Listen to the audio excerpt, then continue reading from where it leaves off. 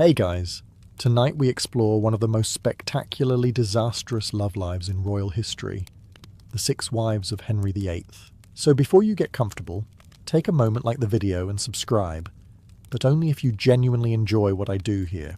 And let me know in the comments where you're tuning in from and what time it is for you. It's always fascinating to see who's joining us from around the world. Now, dim the lights, maybe turn on a fan for that soft background hum, and let's ease into tonight's journey together. Before Henry VIII became England's most famous husband, most famous ex-husband, and arguably England's first king to treat marriage like a renewable resource, he was simply Prince Henry Tudor. And life was good, very good. Henry was born in 1491 as the second son of King Henry VII. In royal families, being the second son was often the ideal position.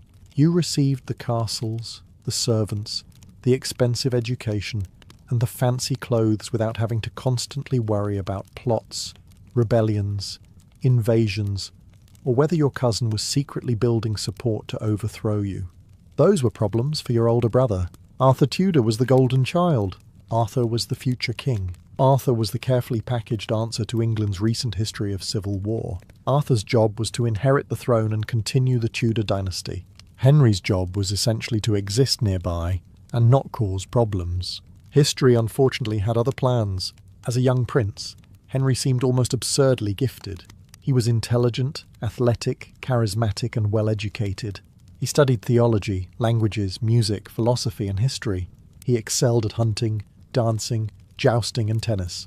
In fact, if you met Henry at age 18, you would probably have predicted a glorious reign filled with prosperity and wise leadership. You probably would not have predicted 6 wives, or 2 beheadings, or a religious revolution, or an entire generation of English nobles quietly wondering whether attending a royal wedding was becoming a dangerous career move.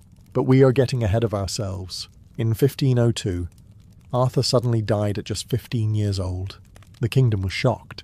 The Tudor dynasty was alarmed, and Henry instantly found himself promoted from spare prince to future king. His father was not thrilled by this development, not because Henry was unqualified, but because losing your primary heir was a bit like discovering your backup parachute was now your main parachute. The dynasty needed stability. More importantly, it needed alliances. Fortunately, Arthur had already married Catherine of Aragon, daughter of Ferdinand, and Isabella of Spain. This marriage connected England to one of the most powerful kingdoms in Europe. Unfortunately, Arthur had also died before producing children. This created an awkward diplomatic problem. England wanted to keep the Spanish alliance. Spain wanted to keep the alliance too. And so someone suggested a solution that sounded perfectly reasonable at the time. Why not marry Catherine to Henry instead? Simple, elegant, potentially illegal. The church generally disapproved of a man marrying his brother's widow. There were biblical passages involved. Theologians argued. Lawyers debated.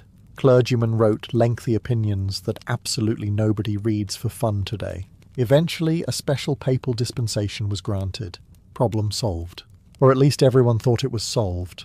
The funny thing about history is that some of its biggest disasters begin as paperwork. A few signatures were exchanged. Some royal hands were shaken. A diplomatic agreement was celebrated. And somewhere in Europe, fate quietly opened a notebook and began writing the first chapter of what would become the most expensive midlife crisis in English history. In 1509, Henry finally became king. His father, Henry VII, died after years of carefully managing England's finances, avoiding unnecessary wars, and generally behaving like a cautious accountant who happened to wear a crown. Young Henry immediately decided to do the opposite. He was 18 years old, athletic, charismatic, and enormously popular. England suddenly had a king who looked like he had stepped directly out of a Renaissance painting. Crowds loved him. Foreign ambassadors praised him. Noble families wanted to be near him. And almost immediately, Henry married Catherine of Aragon. At first it looked like a perfect match. Catherine was 6 years older than Henry, but she brought qualities few queens could match. She was intelligent, deeply educated, politically experienced, and the daughter of 2 of Europe's most powerful rulers. Unlike many royal brides, she was not simply decorative furniture wearing expensive clothing. She could speak several languages, understood diplomacy, and possessed enough confidence to stand toe-to-toe with powerful men without blinking. For nearly 20 years, their marriage appeared remarkably successful. Henry adored her. Catherine adored him. England approved. Even better, Catherine proved herself an effective queen. When Henry went to France on military campaigns, she governed England in his absence. During one Scottish invasion, she helped organise England's defence. The Scots were defeated at the Battle of Flodden. Legend claims Catherine even sent Henry part of the defeated Scottish king's armour as a victory trophy. Not bad for someone many foreign rulers still viewed as merely a royal wife. But beneath the celebrations, a problem was quietly growing. Children, or more accurately, the heartbreaking lack of surviving children. Catherine became pregnant many times. Several babies died shortly after birth. Others were stillborn. One son survived only a few weeks. Each loss devastated the royal couple. Eventually, only one child lived into adulthood, Princess Mary. Mary was healthy, intelligent, and by all accounts a capable heir. There was just one issue. She was a girl. To modern audiences this sounds absurd. To Henry and many people of his time it sounded terrifying. England had never successfully passed the crown directly to a ruling queen. Memories of past civil wars remained fresh. Henry became increasingly convinced that without a son, the Tudor dynasty might collapse after his death. At first he tried to remain optimistic, then worried, then obsessed, and as the years passed, Henry began searching for explanations. Soon he would convince himself that the answer wasn't bad luck. The answer, he believed, was that God himself disapproved of his marriage. Conveniently, this realization arrived around the same time Henry started paying very close attention to a young woman named Anne Boleyn. If Henry had simply fallen in love with Anne Boleyn, history might have remained relatively peaceful. Unfortunately, Henry never did anything halfway. Anne arrived at court as part of Catherine of Aragon's household.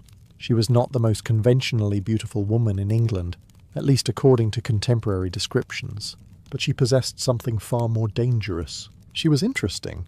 Anne was intelligent, witty, fashionable, confident, and capable of holding her own in conversation. She had spent years in the sophisticated courts of France and brought with her an elegance that made many English nobles seem painfully provincial. Most importantly, Anne made a decision that would completely alter English history. She refused to become Henry's mistress.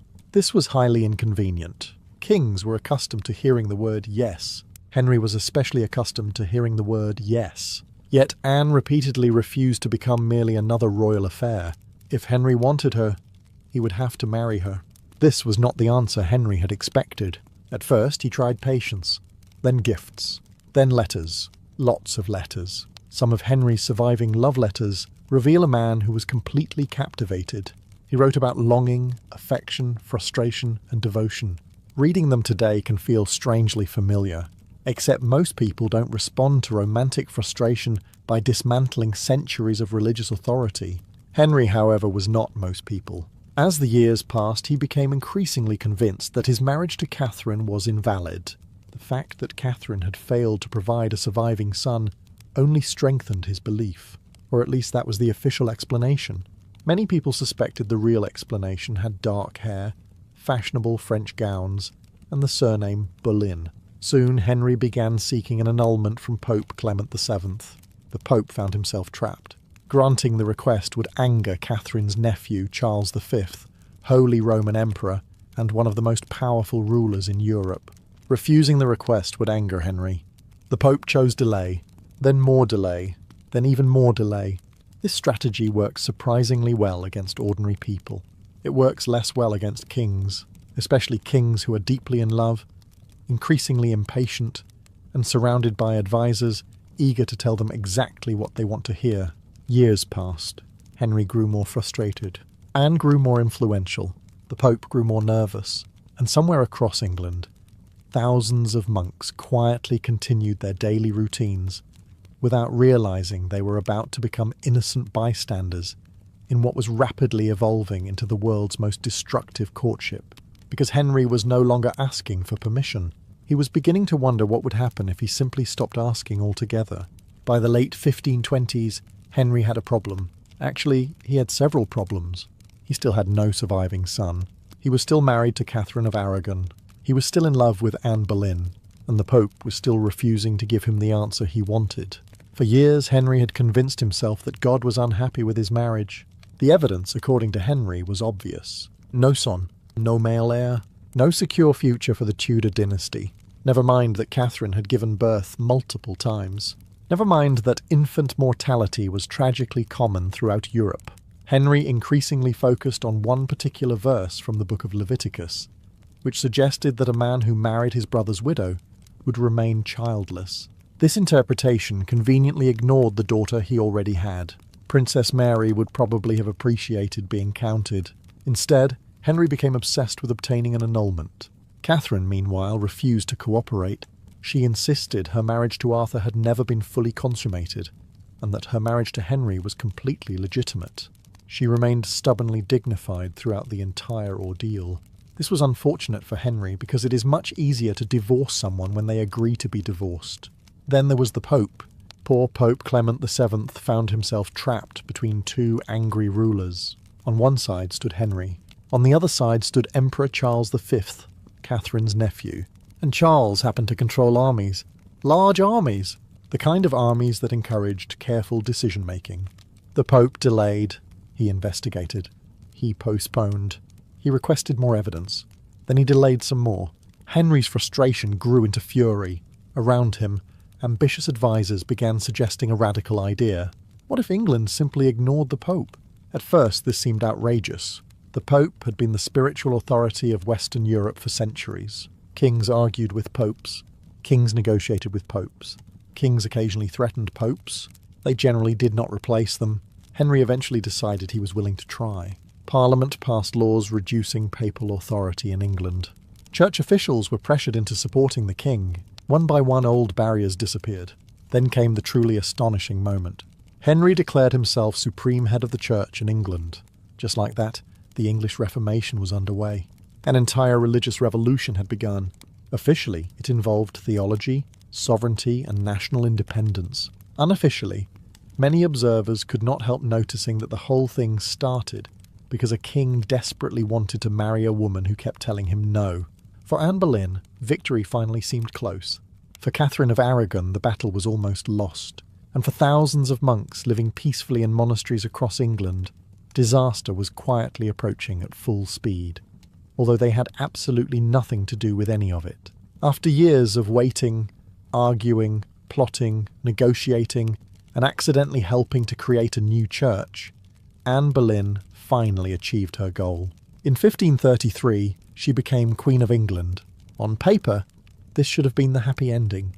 Henry had spent nearly 7 years pursuing her. He had challenged the Pope, defied much of Europe, and overturned centuries of religious tradition to make this marriage possible. Surely a man who had worked this hard to marry someone would remain happy for at least a little while. History, however, was preparing one of its favourite jokes. At first, everything looked promising. Anne was crowned in a magnificent ceremony at Westminster Abbey. The celebrations were extravagant. Supporters believed a new golden age was beginning. Most importantly, Anne was pregnant. Everyone expected the long-awaited male heir to arrive at any moment. Then the baby was born. It was a girl. That girl was Elizabeth, the future Elizabeth I, one of England's greatest monarchs. The problem was that nobody knew this yet. Henry had spent years chasing a son. Instead, he received another daughter. To be fair, he initially seemed pleased. Elizabeth was healthy and strong, but beneath the smiles, disappointment lingered. The son still had not arrived. As months passed, the atmosphere around the royal court began to change. Anne discovered that being queen was considerably harder than becoming queen. For years, she had been the exciting new possibility. Now she was expected to deliver results. Specifically, one very small male result. Meanwhile, Henry's personality was beginning to evolve. The charming athlete of his youth was slowly becoming more suspicious, more stubborn, and less willing to tolerate opposition. Court factions emerged. Some nobles supported Anne, others hated her. Many blamed her for Catherine's downfall.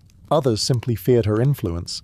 Anne herself did not help matters. She was intelligent and outspoken, two qualities that many 16th century men found deeply alarming in a woman, especially when she disagreed with them.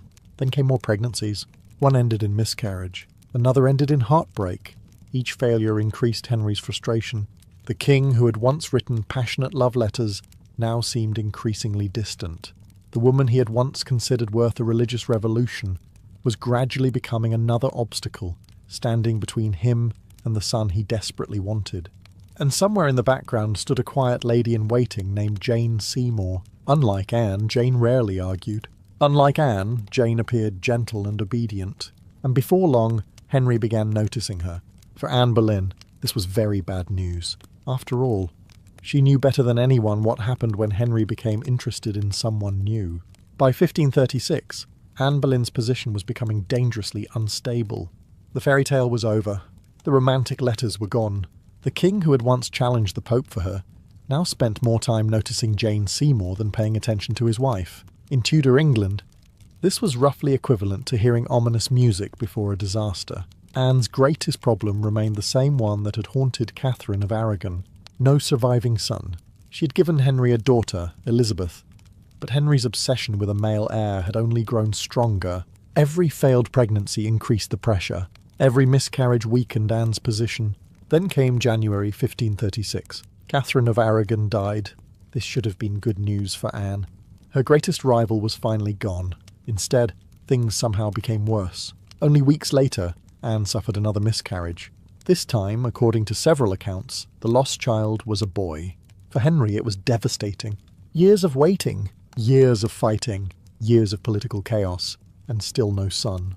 Around this time, many people noticed a dramatic shift in the king's behaviour toward Anne. The affection disappeared. The patience disappeared. The loyalty disappeared.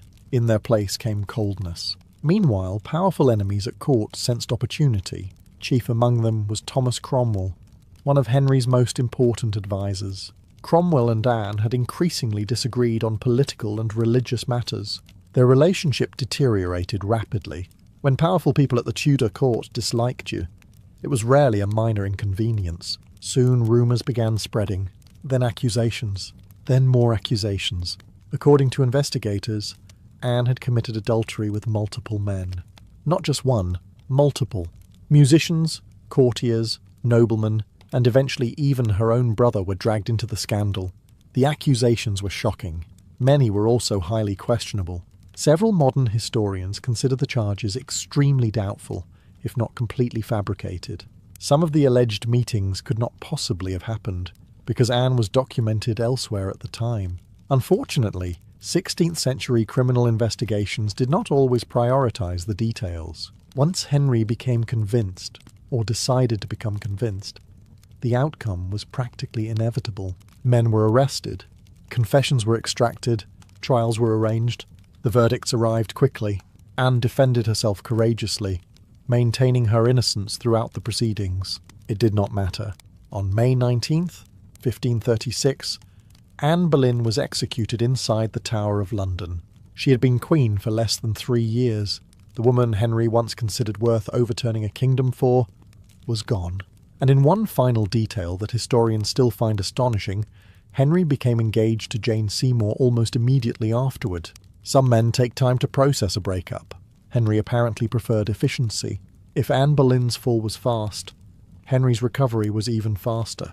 Just 11 days after Anne's execution, Henry married Jane Seymour. 11 days. For comparison, some wedding guests probably still hadn't made it home from the previous marriage. Jane had been quietly waiting in the background for months. Unlike Anne, she wasn't known for sharp debates or ambitious political opinions. She cultivated an image of gentleness, modesty, and obedience. After years of arguing with Catherine and sparring with Anne, Henry may have found this refreshingly peaceful. Or perhaps he was simply exhausted. Either way, Jane became queen. To be fair, Jane was probably smarter than her image suggested. In the Tudor court, surviving often required appearing less threatening than you actually were. Jane understood exactly what had happened to the 2 women before her. One had been divorced. One had been executed. This was not a workplace where mistakes were encouraged. As queen, Jane avoided many of the controversies that had consumed Anne. She focused on restoring harmony within the royal family. One of her most important achievements involved Princess Mary. Ever since Henry's divorce from Catherine of Aragon, Mary had been treated harshly. She had been declared illegitimate and forced into a humiliating position. Jane encouraged reconciliation. Eventually, Mary returned to her father's favour. This made Jane popular with many people at court. More importantly, it made Henry happy. And keeping Henry happy was perhaps the most valuable skill anyone could possess in 16th century England. Then came the moment everyone had been waiting for. In October 1537, Jane gave birth. The entire kingdom held its breath. At last, after years of frustration, religious upheaval, broken marriages and political chaos, Henry got what he wanted. A son, Prince Edward. Church bells rang. Celebrations erupted. Messengers raced across England carrying the news. Henry was ecstatic. After nearly 3 decades of hoping, worrying, and occasionally restructuring national institutions, he finally had a legitimate male heir. The Tudor dynasty appeared secure. For a brief moment, it seemed like Henry had finally found happiness. History, however, had one more cruel surprise. Childbirth in the 16th century was incredibly dangerous. Days after Edward's birth, Jane became gravely ill. Despite the efforts of physicians, her condition worsened rapidly. On October 24th, 1537, Jane Seymour died. She was only around 28 years old. Henry was devastated. Unlike his previous marriages, this one had not ended in anger or disappointment. Jane had given him everything he wanted: a son, a peaceful household, a secure succession. For the rest of his life, Henry would regard Jane as his favourite wife. Not because she was necessarily the greatest queen, but because she was the only wife whose story ended exactly the way Henry wanted, which, considering Henry's track record, was a remarkably rare achievement. By 1538, Henry was once again unmarried. This had become something of a recurring theme. He was now approaching 50, considerably heavier than the athletic prince of his youth, and increasingly suffering from health problems. The old jousting injuries that had accumulated over the years left him in constant pain. His famous athletic figure was gradually being replaced by a waistline that required increasingly creative tailoring. Still, Henry remained a king, and kings needed queens. More importantly, England needed allies. Europe was becoming a dangerous place. France and the Holy Roman Empire were both powerful threats, and Henry's advisors wanted stronger connections with the Protestant states of Germany. The solution appeared in the form of Anne of Cleves. Anne was the sister of an important German duke. Politically, the match made perfect sense. There was only one problem. Henry had never met her. This was surprisingly normal for royal marriages. Kings generally didn't swipe through portraits while deciding who to marry, but they did rely heavily on official paintings.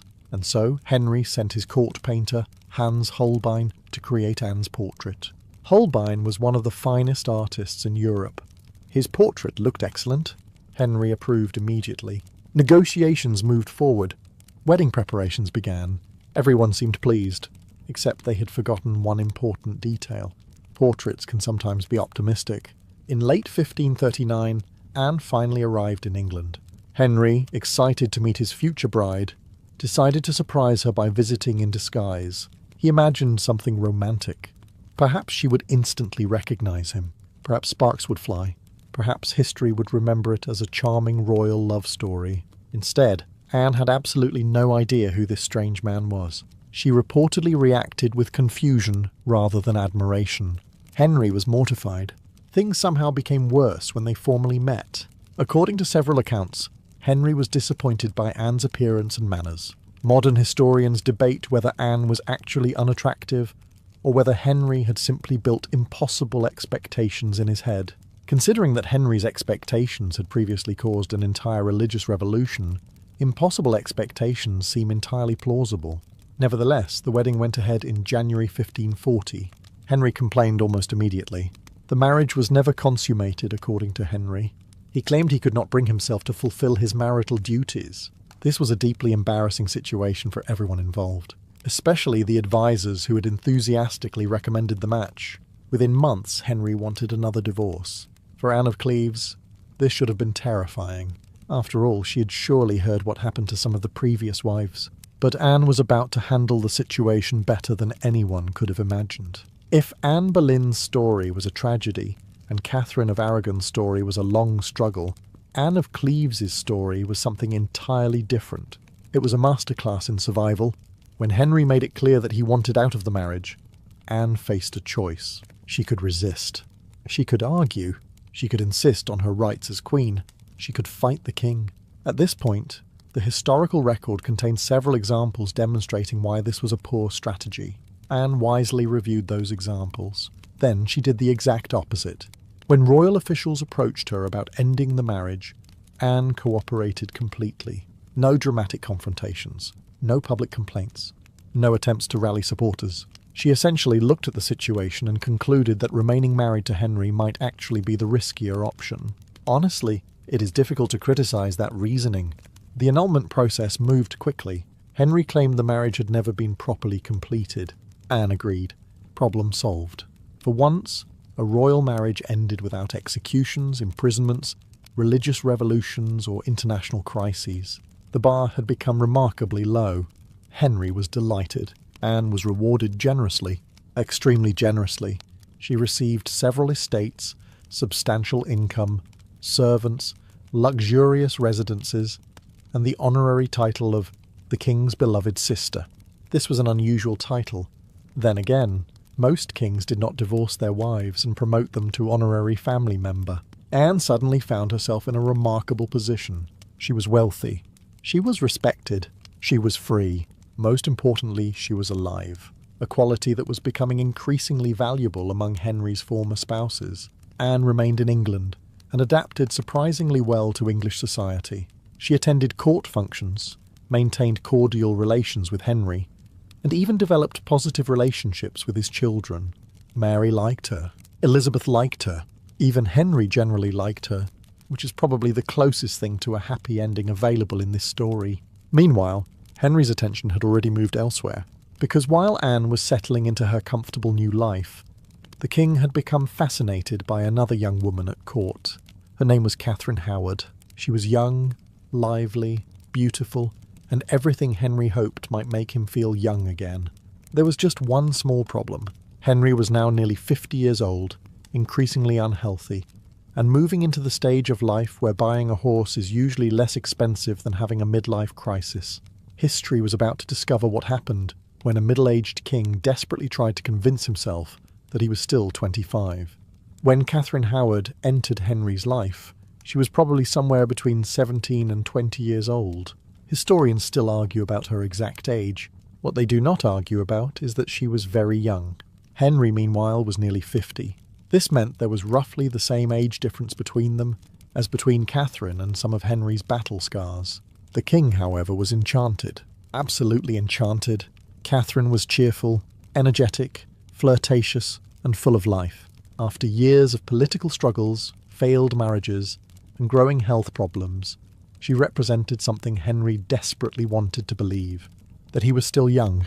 This was a comforting illusion. Reality, unfortunately, remained stubbornly attached to facts. By this point, Henry was suffering from chronic pain, severe leg ulcers, limited mobility, and considerable weight gain. The athletic prince who had once dominated tournaments had largely disappeared, but Catherine made him feel youthful again, or at least youthful enough to forget that his doctors were becoming some of the busiest people in England. Henry showered her with gifts. Jewels, clothes, land, money, more jewels. If a merchant saw Catherine approaching, he probably started calculating profits immediately. The king adored her so completely that he referred to her as his rose without a thorn. History immediately responded by producing an entire bush of thorns. At first, everything appeared wonderful. Court celebrations returned. Henry smiled more often. Foreign ambassadors reported that the king seemed happier than he had in years. Then rumours began, and in Tudor England, rumours were like rats on a ship.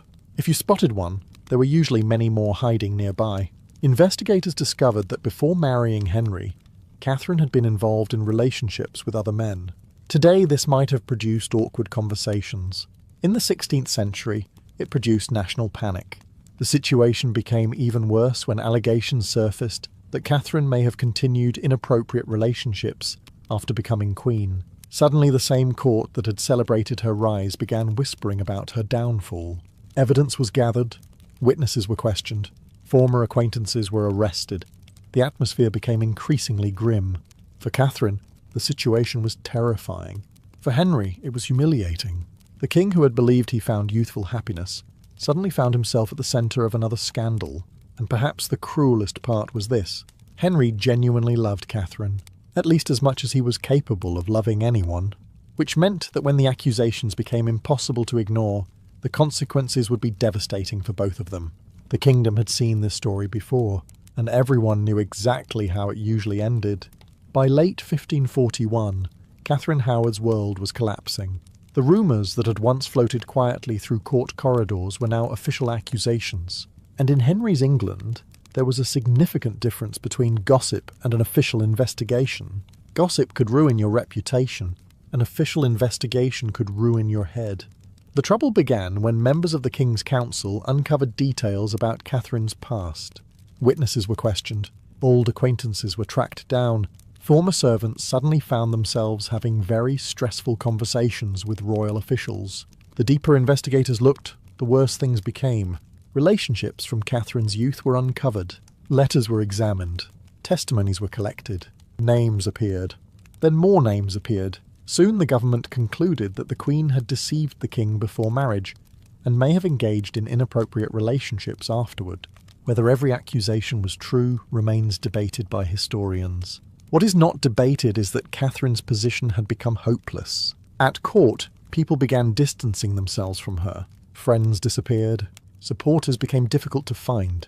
Those who had once praised her beauty and charm suddenly discovered urgent reasons to be somewhere else. A remarkable survival instinct often appeared among Tudor courtiers whenever execution seemed likely. Henry received the news while attending religious services. According to some accounts, he was devastated.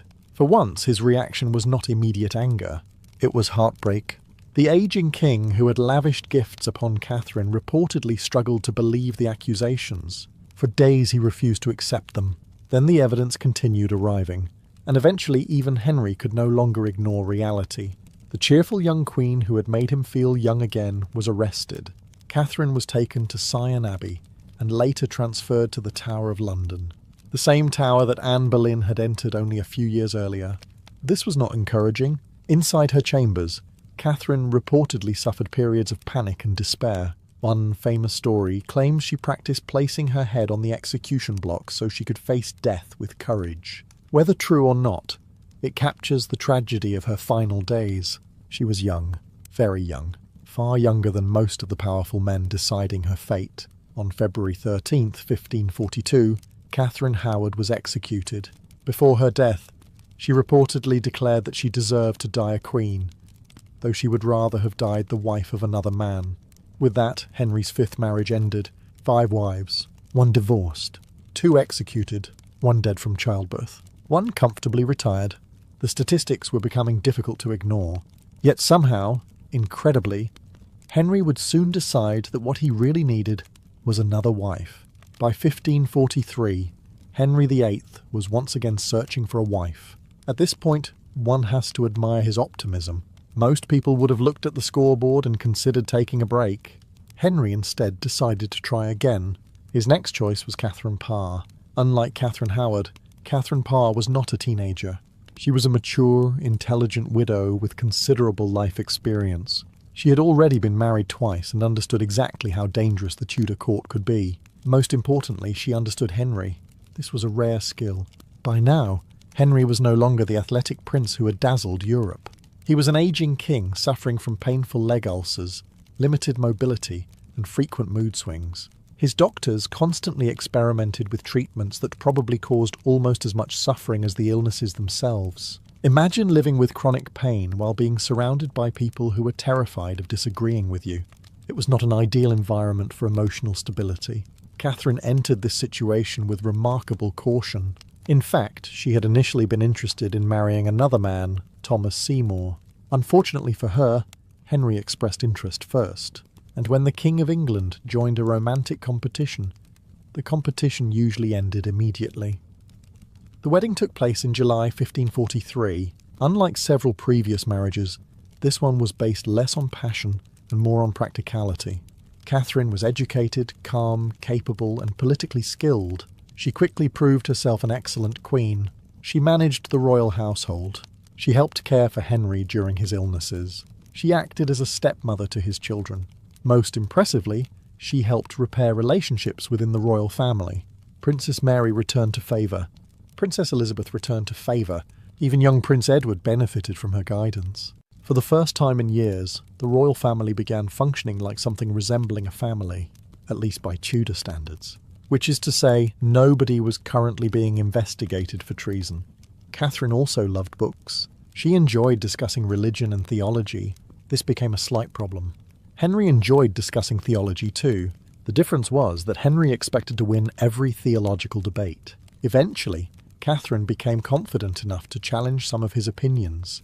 This was a dangerous hobby. Several conservative advisers noticed. Soon whispers began circulating around court, and before long, Catherine Parr would discover that even surviving 5 previous wives did not necessarily guarantee survival as the 6th. After all, this was still Henry VIII, and Henry had never let a good pattern stop him from creating another crisis. Catherine Parr had one enormous advantage over Henry's previous wives. She paid attention. By the time she became queen, she knew exactly how dangerous the position could be. She had seen 1 queen divorced, 2 executed, 1 die in childbirth, and another successfully negotiate her way into retirement. This was not a role that encouraged complacency.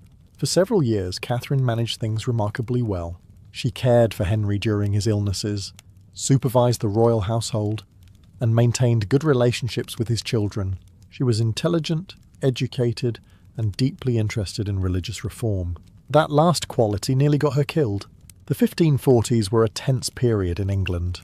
The country had broken from Rome, but nobody completely agreed on what should happen next. Some wanted more Protestant reforms. Others wanted to preserve many traditional Catholic practices. Henry himself somehow managed to belong to both sides depending on the day. He had destroyed papal authority, but he also disliked many Protestant ideas. It was a theological position that often left everyone confused, including Henry. Catherine enjoyed discussing religion with scholars and intellectuals. She published books and openly supported reformist ideas. At first, Henry tolerated these conversations. Then he grew irritated, and some of Catherine's enemies saw an opportunity. Conservative courtiers began whispering in the king's ear. They suggested that the queen was becoming dangerously outspoken. Perhaps she was challenging royal authority. Perhaps she was spreading questionable religious ideas. Perhaps she was becoming a threat. Henry listened, which was unfortunate. Soon an arrest warrant was reportedly prepared. The Queen of England was in genuine danger, and the truly terrifying part was that Catherine had no idea. Imagine waking up one morning and discovering that powerful men had spent weeks discussing whether you should be arrested for treason. That was essentially Catherine's situation. Fortunately for her, someone warned her in time. Catherine immediately understood the danger. Unlike Anne Boleyn, she did not fight. Unlike Catherine Howard, she did not panic. Instead, she employed the most effective survival strategy ever developed in the Tudor court. She agreed with Henry, completely. When Henry challenged her religious opinions, Catherine humbly explained that she never intended to teach or correct him. She merely asked questions so she could learn from his superior wisdom. This was an extraordinarily diplomatic way of saying, "Please don't execute me." Remarkably, it worked. Henry softened. The arrest plans disappeared. Her enemies were left frustrated, and Catherine survived. For perhaps the first time in decades, a wife had successfully navigated a crisis without losing her marriage, her freedom, or her head. The king was aging rapidly now, and for the first time in many years, it appeared that Henry's final marriage might actually remain intact until death separated them. Not Parliament, not the Pope, not an executioner, just death. By the mid-1540s, Henry VIII was no longer the king who had dazzled Europe in his youth. The transformation was remarkable. The tall, athletic prince who once dominated jousting tournaments had become an aging ruler plagued by illness, pain, and frustration. Years of injuries, especially a devastating jousting accident in 1536, had left lasting damage. His famous leg ulcers refused to heal. Walking became difficult. Physical activity became rare. Food, however, remained very popular. Henry's waistline expanded dramatically. His armour from earlier years became little more than a historical memory. Some servants reportedly had to use special devices to help move the king from place to place. It was not exactly the image of a conquering Renaissance hero, yet despite his declining health, Henry remained one of the most powerful men in Europe. and one of the most feared. After decades of executions, political purges, religious upheaval, and shifting alliances, very few people were eager to tell him bad news. This created a problem. When everyone around you constantly agrees with you, reality becomes difficult to locate. Meanwhile, Henry's children were growing up. Mary remained fiercely intelligent and deeply Catholic. Elizabeth displayed the intelligence and political instincts that would later make her legendary. Young Edward, the long-awaited son, was being carefully educated as England's future king. Ironically, after spending much of his adult life obsessing over producing a male heir, Henry now had 3 children, who would each leave a larger historical legacy than most European monarchs. History occasionally enjoys irony. As Henry's health deteriorated, questions about succession became increasingly urgent. Who would rule after him? Would England remain stable? Would the religious changes survive? Would all the chaos of the previous 20 years have been worth it? Nobody knew. By late 1546, the king's condition was worsening rapidly. His mobility was limited. His pain was constant. The energetic prince who had once hunted across forests and competed in tournaments was gone. On January 28, 1547, Henry VIII died at the age of 55. His reign had lasted nearly 38 years. He left behind a transformed kingdom, a new church, a young heir, 3 future monarchs, and a marital record that probably made every widowed noblewoman in England breathe a small sigh of relief. For Catherine Parr, there was one final benefit. She had achieved something no other wife except Anne of Cleves had managed. She had outlived Henry. When Henry VIII died in 1547, he probably hoped history would remember him as a powerful king, a warrior king, a reformer, a ruler who strengthened England, a founder of a lasting dynasty. History listened carefully. Then it remembered the wives. 500 years later, millions of people who couldn't name a single law Henry passed can immediately recite the famous rhyme: divorced, beheaded, died, divorced, beheaded, survived. It is arguably the catchiest royal summary ever created, and probably not the legacy Henry had in mind. Looking back, the story of Henry's 6 wives feels almost impossible to believe. Catherine of Aragon began as the respected Spanish princess who stood beside him for nearly 24 years before being cast aside. Anne Boleyn inspired a king to challenge the Pope and reshape England's religion, only to lose everything when she failed to provide the son he wanted. Jane Seymour finally delivered that son and became the wife Henry cherished most, largely because fate ended the marriage before disappointment could arrive. Anne of Cleves turned a disastrous marriage into one of the best retirement packages in Tudor history. Catherine Howard discovered that being the object of Henry's affection could be considerably more dangerous than lacking it. And Catherine Parr somehow survived by mastering the rare art of agreeing with Henry at exactly the right moments. Taken together, the 6 women tell us something important. The story was never really about romance, it was about power, succession, fear, politics, religion, and one king's obsession with securing the future of his dynasty. Ironically, that obsession produced results Henry never expected. The daughter he rejected, Mary, became queen. The daughter Anne Boleyn gave him, Elizabeth, became one of the greatest monarchs in English history. And the son he spent decades pursuing, Edward, ruled for only a short time before dying young. History can be brutally sarcastic. Henry spent years rearranging an entire kingdom to secure a male heir. Then his daughters ended up overshadowing almost everyone involved. Perhaps the funniest part of all is that Henry's wives have become more famous than many kings. Entire books, films, television series, documentaries, and stage productions revolve around them. Not around Henry's laws. Not around Henry's financial policies. Not around Henry's diplomatic achievements. The wives. The 6 women who entered one of the most dangerous marriages in Europe and somehow became legends.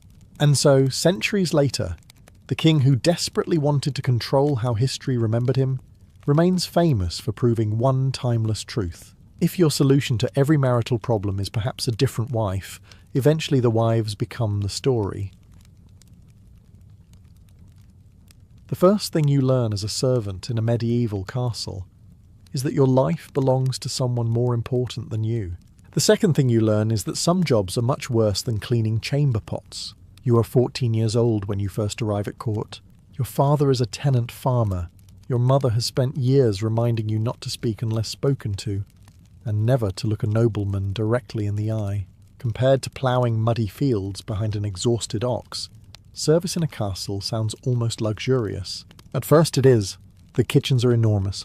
Fires burn day and night. Bakers produce mountains of bread. Barrels of ale line the walls. Cooks prepare roasted meats, pies, fish, vegetables and sauces, whose ingredients cost more than your family earns in months. The lord and his guests feast while musicians play nearby. Watching these meals, you might think the wealthy have solved every problem life can offer. Then you hear the whispers: a duke poisoned at a banquet, a bishop who collapsed after drinking wine, a noblewoman who died suddenly after eating sweetened fruit. Whether the stories are true hardly matters. People believe them, and that is enough. The castle exists in a world where trust is rare and ambition is common. Powerful men quarrel over land, titles, marriages, and inheritances. A smiling guest today may become an enemy tomorrow. A cousin may want a throne. A rival lord may want revenge. Sometimes a person can gain more through one poisoned cup than through an entire army. The fear reaches every corner of court life. One morning, the steward summons several young servants. Nobody knows why. The older staff exchange nervous glances but say little. That alone is enough to make your stomach tighten. The steward studies the group before pointing directly at you. You, come with me. No explanation follows. You are led through corridors toward the great hall. Servants rush past carrying silver dishes. Guards stand beside heavy doors. The smell of roasted venison fills the air. At the high table sits the lord himself, preparing for a feast attended by visiting nobles. The steward gestures toward a plate. You will taste first. For a moment you think you have been rewarded. Perhaps food from the lord's own table is some kind of privilege. Then the steward continues.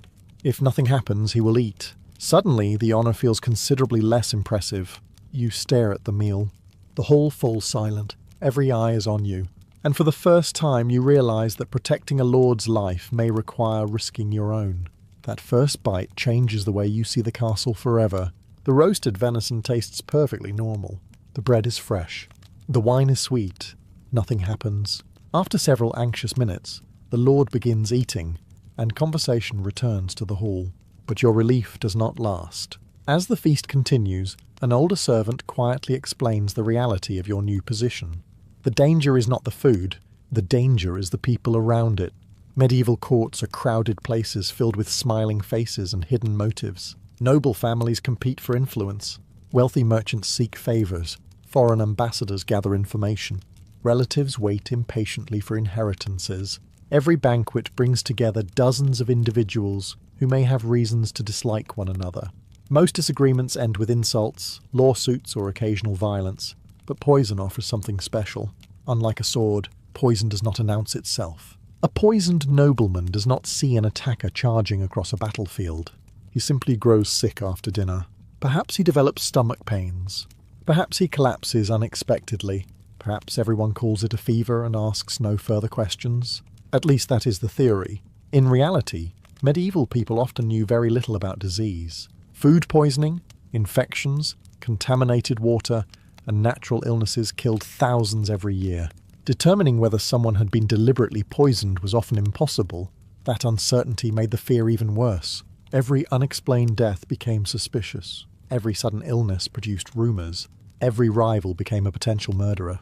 You begin hearing stories from the older servants. A prince who allegedly died after drinking wine from a silver goblet. A noblewoman whose enemies supposedly bribed kitchen staff. A king who trusted the wrong advisor. The details change depending on who tells the story. Some tales are true, others grow larger with each retelling. Medieval gossip has never allowed facts to interfere with a good story. Yet beneath the exaggeration lies a simple truth. Power attracts enemies. The greater the power, the greater the fear. Soon you notice precautions everywhere. The kitchens are heavily supervised. Important ingredients are guarded. Cellars remain locked. Servants carrying dishes are watched carefully. Some nobles even bring trusted attendants to oversee the preparation of meals. And still nobody feels completely safe, because poison can be hidden in meat, wine, sauces, fruit, or medicine. It can travel through kitchens, servants, merchants, and guests. Most frightening of all, It can come from someone already sitting at the table, which is why when the next feast arrives, you once again find yourself standing before a plate of food. And this time you understand exactly why everyone is watching. By the third feast, you begin to understand that food tasting is not simply a job. It is a performance. The Lord is not the only person watching you. Every guest in the hall studies the ritual as it unfolds. Visiting nobles observe carefully. Ambassadors notice every detail. Even servants pause to glance toward the high table. The act of tasting sends a message.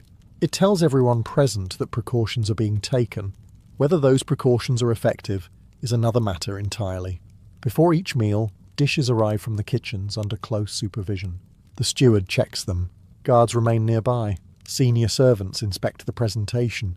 Nothing reaches the Lord's table without passing through multiple pairs of eyes. Then comes your part. A slice of meat is cut. A piece of bread is broken off. A cup of wine is poured.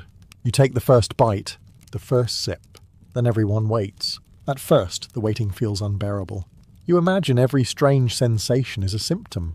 A dry throat becomes alarming. A stomach rumble becomes terrifying. Even a simple cough can make nearby servants glance nervously in your direction. Most of the time, nothing happens. The food is perfectly safe, but the fear remains. Experienced food tasters develop routines to hide their anxiety. Some joke with kitchen staff. Others pretend complete confidence. A few become almost arrogant, treating the role as proof of their importance. You are not one of them. You have seen too many nervous looks exchanged behind closed doors. One evening, an elderly servant shares a truth that surprises you. Most poisoners are not geniuses. You expected stories about shadowy assassins and exotic toxins imported from distant lands. Instead, he explains that many alleged poisoning attempts are clumsy affairs. Poison must be obtained, transported, concealed, and administered without being noticed. Every step creates opportunities for failure. The kitchens themselves make secret poisoning difficult. Dozens of cooks, bakers, assistants, and servants work side by side. People talk. People notice unusual behaviour. People gossip constantly, and medieval servants are experts at gossip. A suspicious stranger near the kitchens becomes the topic of conversation within hours. A missing ingredient becomes tomorrow's rumour. A noble asking unusual questions quickly attracts attention. Yet despite these obstacles, the fear never disappears, because nobody knows which threat is real and which threat is imagined. Every feast becomes a test of trust. Every meal becomes a quiet gamble. And as you stand before another plate, surrounded by flickering candlelight and nervous glances, you begin to realize something unsettling. The Lord is not paying you because poison is common. He is paying you because even a tiny chance is enough to keep powerful men awake at night. Most people imagine a food tester spends every day standing beside kings, dramatically sampling goblets while suspicious nobles glare from across the room. The reality is considerably less exciting. Most days are spent waiting. When there is no feast, no diplomatic gathering, and no celebration, you remain an ordinary servant. You sweep floors, carry supplies, deliver messages, and assist wherever needed. The castle never runs out of work. In fact, the food tasting itself occupies only a small part of your life. Yet that small part changes everything. Other servants begin treating you differently. Some envy your position. After all, you regularly stand near the Lord himself. You hear conversations most common people never hear. You see important guests arrive from distant lands. You witness political negotiations, marriage discussions, and military planning. From a distance, it appears prestigious. Those same servants rarely mention that you are also the only person in the room expected to die first, if something goes wrong. The kitchen staff develop mixed feelings toward you as well. Some appreciate your role. A successful tasting reassures everyone that the meal is safe. Others find your presence annoying. Imagine spending 12 hours preparing an elaborate banquet, only to watch a nervous teenager poke suspiciously at every dish before it reaches the table. The cooks take pride in their work. You are essentially being paid to distrust it. One afternoon, the head cook pulls you aside. He is a massive man whose temper is nearly as famous as his roasted boar. "You know what I hate most about poison rumours?" he asks. You shake your head. "They make people think the kitchen is full of murderers." He gestures toward dozens of busy workers chopping vegetables, kneading dough, stirring pots, and hauling firewood. These people work harder than most nights. He is not entirely wrong. The kitchen rises before dawn and often works long after sunset. Burns, cuts, exhaustion, and smoke-filled air are constant companions. Most cooks are far more concerned with feeding hundreds of hungry mouths than plotting assassinations. Yet the suspicion remains. One strange illness can throw the entire castle into panic. One rumour can damage reputations. One unexpected death can spark investigations lasting months. The more time you spend at court, the more you realise something important. Poison is feared not because it is everywhere. It is feared because nobody can ever prove it is nowhere. And that uncertainty follows everyone. The Lord, the cooks, the servants, even you. Especially you. Because while everyone else eventually leaves the table, you are always the first person asked to take a bite. As the months pass, you begin to notice a pattern. The people most afraid of poison are usually the people with the most power. The Lord worries about ambitious rivals. The rival worries about ambitious relatives. The relatives worry about each other. It is a magnificent cycle of mutual suspicion. At times, it seems as though half the kingdom spends its days wondering who might secretly be trying to kill the other half. One autumn, a group of important guests arrives at the castle. Among them is a wealthy nobleman whose family has spent years competing with your lord for influence. Officially, the visit is friendly. Unofficially, nobody appears relaxed. The great hall fills with smiles. The smiles fool absolutely no one. The guests exchange compliments. They discuss hunting, trade, weather, and mutual prosperity. Meanwhile, servants whisper about old disputes, failed marriage negotiations, and arguments over land that stretch back decades. The tension hangs in the air like smoke. When dinner begins, something unusual happens. The visiting noble brings his own food taster. The sight causes immediate interest throughout the hall. Now there are 2 tasters, 2 sets of precautions, 2 powerful men quietly demonstrating how little they trust the world around them. The ritual becomes almost theatrical. You sample your lord's food. The other taster samples his master's meal. Both sides watch carefully. Nothing happens. Everyone pretends this outcome is surprising. Afterward, an older court official explains the situation.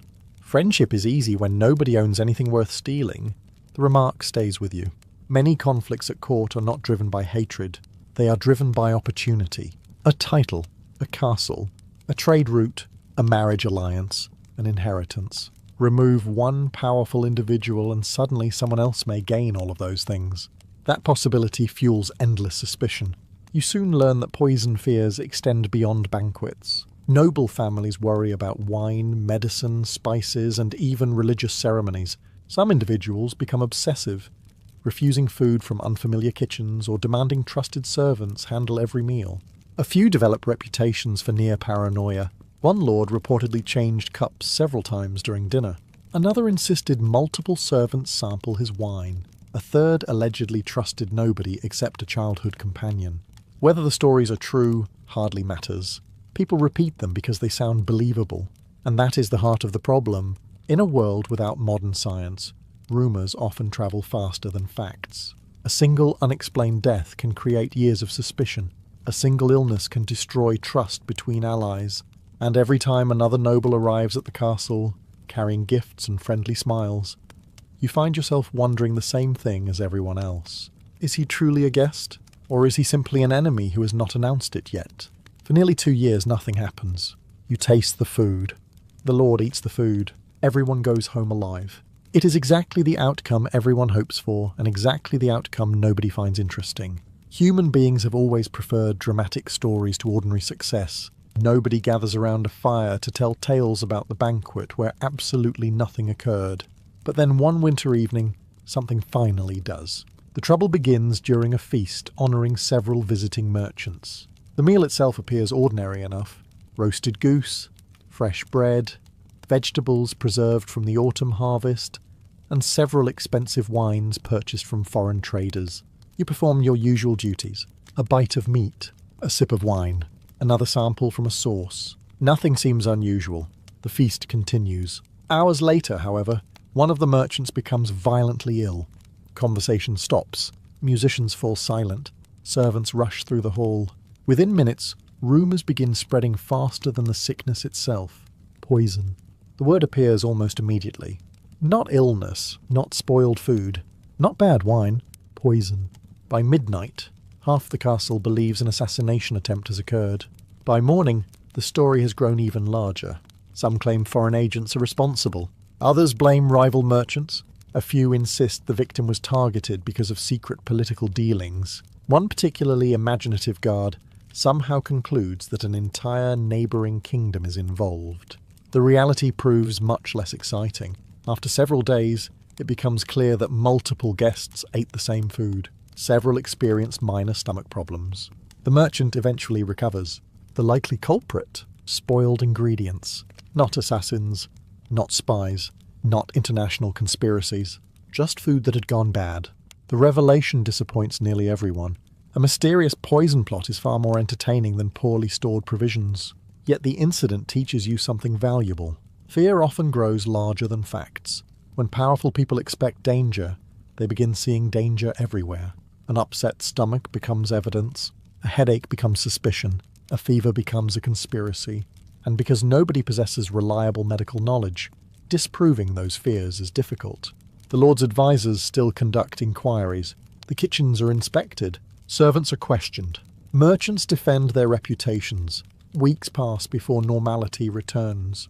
Even then, some people remain unconvinced. Years later, certain individuals will still whisper that the merchant was poisoned. The evidence no longer matters. The story has become too good to abandon. As for you, the experience leaves a lasting impression. You realize that a food tester's greatest challenge is not always detecting poison. Sometimes it is surviving a world where everyone expects poison to be hiding around every corner. The longer you serve as a food tester, the more you discover that survival has its advantages. At first, you were simply another servant among dozens working in the castle. Most nobles barely noticed your existence. If you disappeared, someone else would quickly take your place. Now things are different. The Lord knows your name. That alone is enough to attract attention. You stand near the high table during feasts. You hear conversations that ordinary servants never hear. You witness political alliances being negotiated, marriage arrangements being discussed, and military campaigns being planned. You are not supposed to repeat any of it. Most food tasters quickly learn that keeping secrets is almost as important as tasting food. Trust becomes part of your value. The Lord is not merely trusting you with his meals. He is trusting you with access. That trust occasionally brings rewards. Your clothing improves.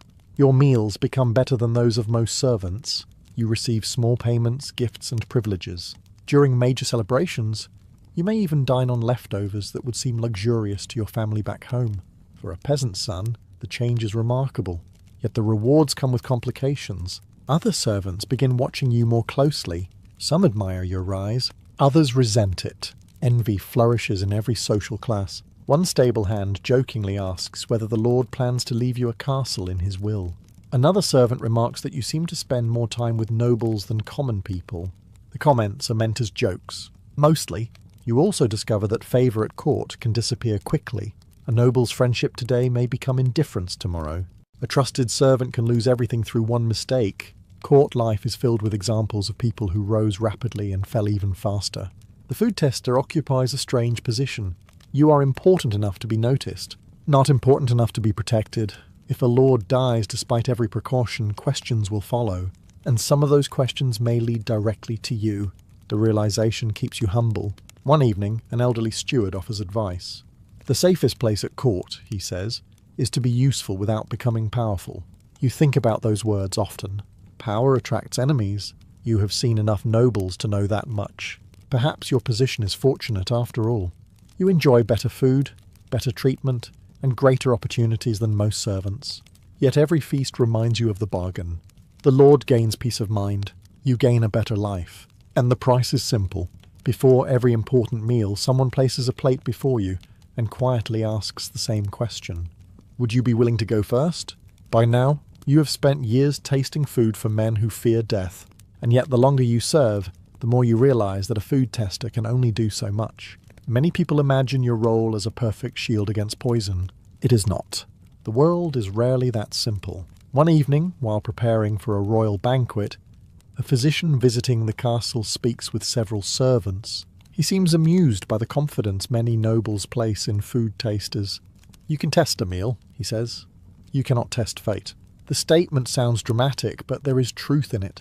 A food tester can sample food moments before it is served. A taster can discourage would-be poisoners. A taster can provide reassurance to nervous rulers. But poison is only one threat among many.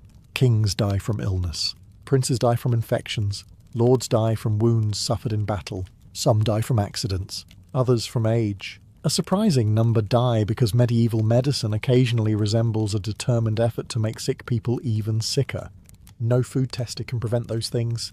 The realization becomes clearer when a neighbouring noble dies unexpectedly. Rumours immediately spread through the region. Poison, people whisper. Poison always arrives first in the conversation.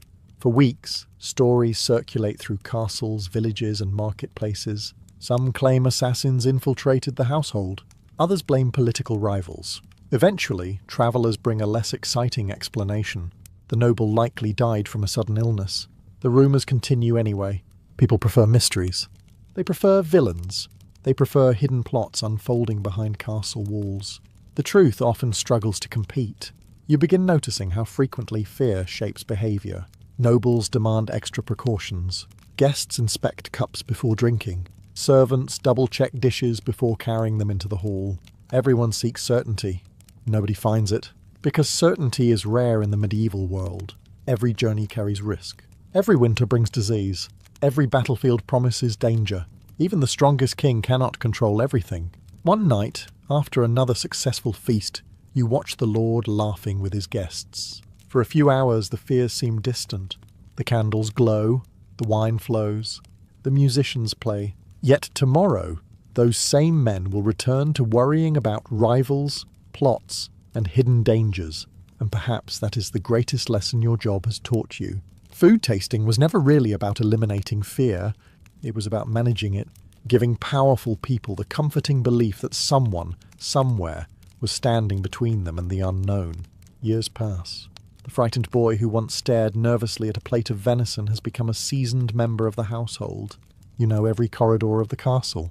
You know which cooks argue the most, which guards fall asleep during long watches, and which nobles smile too much when they are hiding something. Most importantly, you know that being a food tester was never quite what you imagined. When you first received the position, you believed your story would be about poison. Instead, it became a story about people. You have watched ambitious nobles compete for influence. You have seen merchants chase wealth, knights seek glory, and servants struggle for a better life. You have witnessed alliances formed over banquets and friendships destroyed over suspicion. Through it all, the food tasting ritual continues. The plate arrives, the sample is taken, the waiting begins. The lord eats, life moves forward. One evening, a young servant joins the household. He reminds you of yourself years earlier, nervous, eager, and completely unaware of how court life truly works. During a feast, he watches you perform your duties. Later, he approaches with a question. Are you ever afraid? The answer should be simple. Yet you pause, because the truth has changed over the years. When you were young, you feared poison itself. You imagined hidden assassins lurking behind every curtain. You worried that every strange taste might be your last. Now your fears are different. You fear false accusations. You fear political chaos. You fear the mistakes, misunderstandings, and rumours that have destroyed far more lives than poison ever did. The young servant listens carefully. Then he asks whether the job was worth it. You glance toward the great hall. The lord is speaking with guests. Musicians play softly. Servants move between tables carrying food and wine. The castle is alive. And despite all the fear, suspicion, and uncertainty, it has remained standing. Yes, you finally answer. Not because the work was easy, not because it was safe, but because it mattered. Food testers occupied a small place in the medieval world. Yet they served an important purpose. They provided reassurance in an age filled with uncertainty. They stood between rulers and one of their greatest fears, even when that protection was imperfect. History remembers kings, queens, and great battles. Few people remember the servants who tasted the food first. Yet countless royal meals began with an ordinary man taking a bite and waiting. And in a world obsessed with power, that quiet act of trust may have been one of the most remarkable jobs of all. By the summer of 323 BC, Alexander the Great had accomplished something that should have been impossible. At just 32 years old, he had conquered an empire stretching from Greece to Egypt. from the Mediterranean Sea to the distant frontiers of India. Entire kingdoms had fallen before him. Powerful rulers had surrendered. Cities had opened their gates at the mere rumour of his approach. For over a decade, Alexander seemed less like a man and more like a natural disaster that happened to wear armour. And then suddenly he got sick. That is what makes his death so fascinating. Alexander survived battles that should have killed him many times over. He led charges from the front. He fought hand-to-hand against experienced warriors. During one siege in India, he was struck by an arrow that pierced deep into his chest. His men believed he was dead, yet somehow he recovered. Again and again, fate appeared willing to make exceptions for him. But fate eventually became less cooperative. When Alexander entered Babylon in 323 BC, he stood at the height of his power. The ancient city was one of the richest places in the world. Vast palaces lined its streets. Merchants arrived from every corner of his empire. Ambassadors waited for audiences with the king who now ruled most of the known world. Alexander was not planning retirement. Far from it. He was already preparing new campaigns. Arabia was likely next. Some ancient writers even claimed he dreamed of pushing farther west and expanding his empire beyond anything previously imagined. The conqueror's appetite seemed limitless. His generals, however, were exhausted. Many had spent years marching through deserts, mountains, and hostile territories. They had crossed rivers, fought countless battles, and travelled farther than most people of the ancient world could even imagine. Alexander simply kept finding new places to conquer. In Babylon, celebrations were common. Banquets filled the royal palaces. Officers gathered to discuss future plans. Wine flowed freely, as it often did among Macedonian nobles. No one present had any reason to believe they were witnessing the final days of Alexander's life. Why would they? He was young. He was victorious. He had survived everything. If you had asked anyone in Babylon to predict how Alexander would die, they probably would have guessed a battlefield, an assassination, or perhaps some dramatic last stand worthy of legend. Almost nobody would have guessed a fever. Yet within weeks, the most powerful man on earth would be dead, and more than 2,000 years later, historians are still arguing about exactly why. The mystery begins with a dinner. Naturally it does. History's most famous unsolved deaths rarely begin with paperwork or an early bedtime. They usually begin with a feast, a cup of wine, and several witnesses who later disagree about everything. Alexander's final days unfolded inside the royal palaces of Babylon. The city buzzed with activity. Military officers discussed future campaigns. Administrators managed the enormous empire. Messengers travelled constantly between distant provinces. Alexander himself appeared focused on the future. He was organising expeditions, reviewing troops, making plans. There was little indication that death was waiting just around the corner. According to several ancient accounts, the turning point came during a banquet attended by friends and companions. One of the most frequently mentioned hosts was Medius of Larissa, a member of Alexander's inner circle. The gathering was not unusual. Macedonian nobles enjoyed drinking. That description may actually be too gentle. These men approached wine with the enthusiasm of people actively competing against their own liver. Heavy drinking was common at royal celebrations. Toasts followed victories. Toasts followed meetings. Toasts followed other toasts. A modern physician observing one of these banquets would probably spend most of the evening quietly having a nervous breakdown. Ancient sources describe Alexander drinking heavily during the gathering. Then something happened. The details vary. Some accounts claim he suddenly felt sharp pain after consuming a large cup of wine. Others suggest the illness developed more gradually. Ancient historians writing years later preserved different versions of the story, ensuring that future generations would inherit a mystery rather than a clear answer. What everyone agrees on is this: Alexander became sick. Very sick. At first, the illness may not have seemed alarming. Powerful rulers got sick all the time. Most recovered. Alexander himself had survived serious illnesses before, but this time was different. The fever continued. Day after day his condition worsened. Despite growing weakness, he reportedly continued discussing military matters. He met officers, issued instructions, reviewed plans.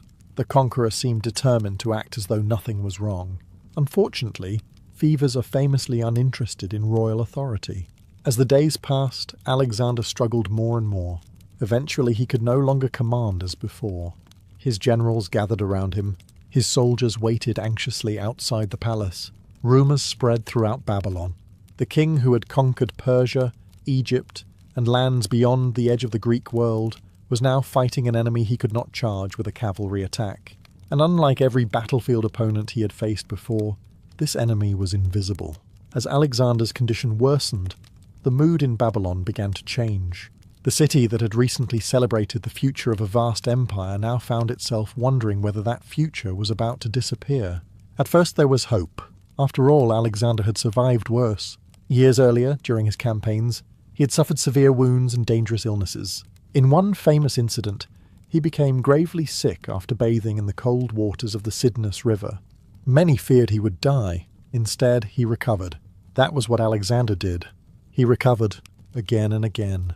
His companions had grown accustomed to seeing him cheat death. This time, however, the pattern failed.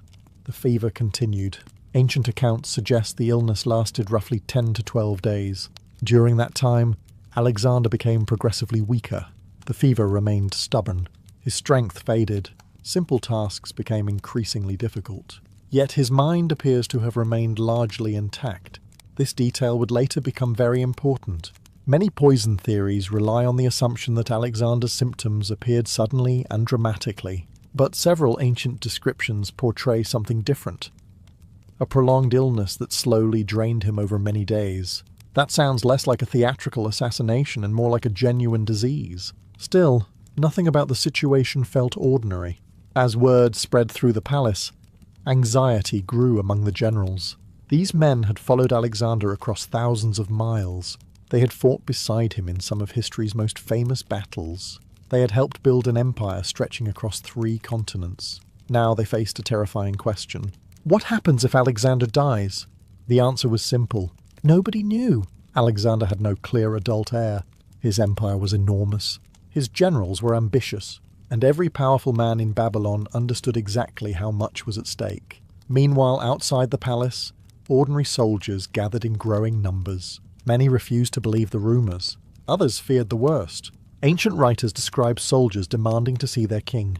They wanted proof that he was still alive.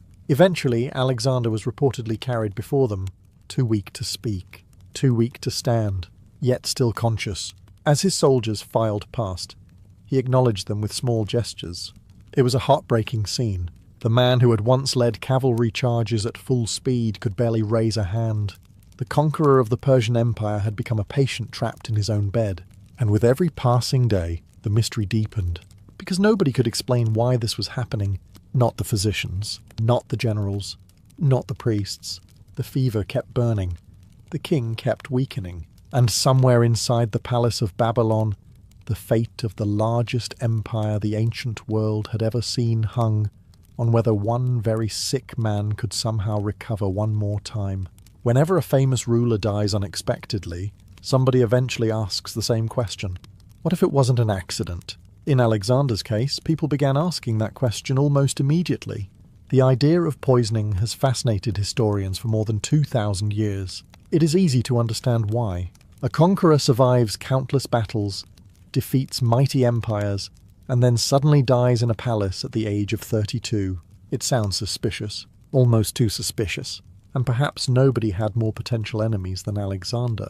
By 323 BC, he ruled an empire so vast that countless people stood to benefit from his death. Rival nobles, resentful generals, foreign enemies, displaced Persian elites, and even members of his own inner circle all possessed possible motives. The list is long, very long. Alexander's success had created enormous opportunities. His death would create even more. Some ancient writers pointed fingers at Antipater, the powerful governor of Macedonia. Others suspected Antipater's sons. A few theories even dragged Aristotle into the story because of his connection to Antipater's family. Poor Aristotle has spent centuries being accused of many things. Murdering Alexander is perhaps the most ambitious accusation on his resume. According to some later accounts, poison was secretly transported to Babylon and administered during the fatal banquet. Certain versions claim the poison was hidden in wine. Others suggest a more elaborate conspiracy involving multiple participants. The stories become increasingly dramatic with each retelling. There is only one problem. Most historians are skeptical, very skeptical. The symptoms described in ancient sources simply do not fit most known poisons available in the ancient world. Alexander's illness lasted many days. He developed a persistent fever. His condition gradually worsened. Many poisons act much faster. Others produce symptoms that ancient writers never mention. More importantly, if Alexander had been poisoned, the conspirators would have needed extraordinary luck. They would have had to infiltrate one of the most heavily guarded courts on earth, target the most powerful man alive, and somehow leave almost no reliable evidence behind. That is not impossible. It is just difficult. Extremely difficult. Yet the poison theory refuses to disappear, partly because it is exciting, partly because human beings love conspiracies, and partly because the political situation after Alexander's death looked suspiciously convenient for certain people. Within months, his generals began dividing power. Within years, they were fighting wars against one another. The empire Alexander built started breaking apart. Looking backward, it is tempting to imagine a carefully planned plot, but historians must be careful. A convenient outcome does not automatically prove a conspiracy. Still, as Alexander lay dying in Babylon, surrounded by ambitious men who stood to gain everything from his death, the suspicion was impossible to ignore. And it remains impossible to ignore today. If poison remains the most dramatic explanation for Alexander's death, alcohol may be the most believable, at least at first glance. Alexander's relationship with drinking was complicated. Like many Macedonian nobles, he drank heavily. Banquets were an important part of court life. Victories were celebrated with wine. Alliances were strengthened with wine. Grievances were sometimes expressed with wine, and occasionally solved with more wine. Ancient Macedonian drinking culture was not known for moderation. Guests often consumed enormous quantities during feasts, especially when trying to impress one another. Alexander was no exception. Throughout his life, several incidents suggested that alcohol sometimes clouded his judgment. One of the most famous occurred years earlier, when, during a drunken argument, he killed his close friend Clytus the Black. The event haunted him afterward. Yet it also demonstrated how excessive drinking had become woven into the culture surrounding his court. This history naturally raises a question.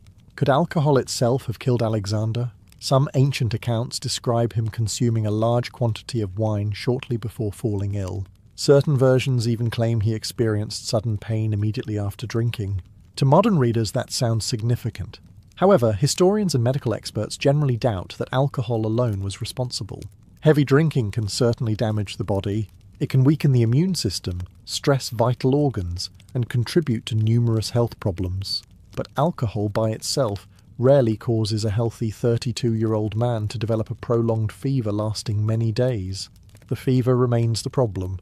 Again and again, researchers return to the same obstacle. Alexander did not simply collapse from drinking too much wine. He became progressively ill. His symptoms unfolded over more than a week. Something else appears to have been happening.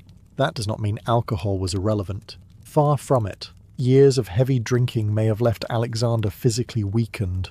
Constant military campaigns, wounds, exhaustion, irregular sleep, harsh climates, and enormous stress had already placed tremendous strain on his body. By the time he reached Babylon, Alexander may have looked invincible from the outside while carrying hidden vulnerabilities within. The image is almost ironic. For years, enemies had failed to destroy him. Persian armies had failed. Indian warriors had failed. Assassins had failed. Yet the lifestyle of constant warfare, endless travel, and relentless celebration may have slowly worn him down. If that is true, alcohol was not the killer. It was merely one contributor among many. One more burden placed upon a body that had already endured more punishment than most men experience in several lifetimes. And if alcohol cannot fully explain Alexander's death, historians must turn to another possibility. Perhaps the conqueror was defeated not by poison or wine, but by something far more ordinary. A disease. The farther historians move away from poison and alcohol, the more they arrive at an explanation that is far less exciting, and probably far more likely. Disease. It lacks the drama of secret assassins. It lacks the intrigue of political conspiracies. Nobody writes thrilling novels about a conqueror being defeated by bacteria. Yet disease has one major advantage over the other theories. It actually fits the evidence. Babylon in 323 BC was not exactly a model of modern sanitation. The city sat amid canals, rivers, marshes, and stagnant water. During the hot summer months, disease spread easily. Mosquitoes thrived. Water contamination was common. Infections were everywhere. To ancient people, illness often appeared without warning and vanished without explanation. To modern researchers, Babylon looks like the perfect environment for numerous deadly diseases. One possibility is malaria. The symptoms match surprisingly well: high fever, weakness, exhaustion, and a gradual decline over many days, all fit known forms of the disease.